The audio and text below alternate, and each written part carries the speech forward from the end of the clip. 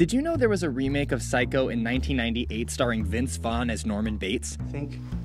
I think we're all in our private traps, clamped in them. It was a commercial and critical failure. It's more or less a shot-for-shot remake, which makes for a cool case study into how the original Psycho worked so well. We can compare the two movies, look at the subtle differences, and see why those differences matter, and why it made the original Psycho so much better. Let's talk specifically about the ending. How did the original end? What did Hitchcock leave us with? Most people remember the look to the camera from Norman Bates, but it really ends with the car getting pulled out of the mud. The shot leaves a very bad taste in our mouths because we know what's in the trunk. Not to mention it's filmed very off-center and it's coming right towards us. The remake starts the ending in a similar way, but it ends by panning out to a landscape as the credits roll. This completely ruins the ending. We're supposed to end feeling disgusted and uncomfortable, but the pan reintroduces us back into the world with its familiar landscapes and cars driving by. The original Psycho ending is great because it's sickening. If the camera moves away from the sickening image and ends with the familiar, we're removed from the story and the murder and are reintroduced back into society. That's no way to end the movie. The Psycho remake ending is closer to the riding into the sunset kind of movie ending. This is a kind of shot where we're leaving the original story and get reintroduced into the world. Normally, it's also shot with our main characters who went through some sort of ordeal physically moving away from the camera to continue their journey. The Western popularized this kind of ending, but it's still very common in modern movies, just with a few tweaks. Nowadays, it can be a car instead of a horse, or a street corner instead of a picturesque sunset. It's a very comforting ending. We see something familiar, and it's a cinematic cue that the story is over and we're back to the real world. 12 Angry Men ends with the men who all came together to pronounce the kid innocent going back into the real world, a world where the American judicial system works and people are only convicted if they actually committed the crime. It's a comforting ending, and it complements the feel-good theme that even the most stubborn people can listen to reason and change their minds, albeit not so easily and not so nicely. But I'm not saying that all riding into the sunset endings are feel-good. How about having a serial killer walk back into society? Now that's an eerie ending.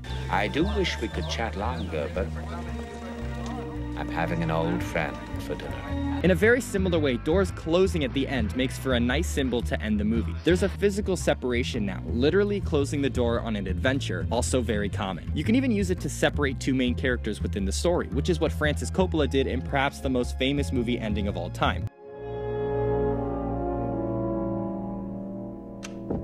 Also The Searchers, which has an opening shot that starts at the doorway with John Wayne coming in from the desert, and then the ending shot shows him leaving through the same doorway. This ending symbolizes our hero returning to the wilderness from which he came.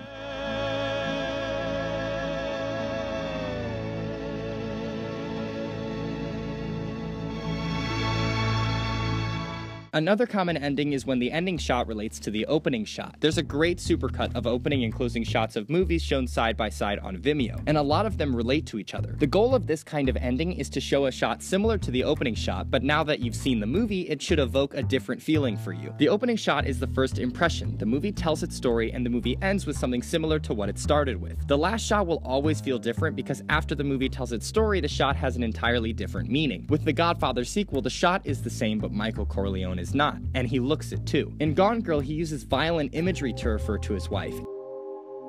I picture cracking her lovely skull, unspooling her brains, trying to get answers.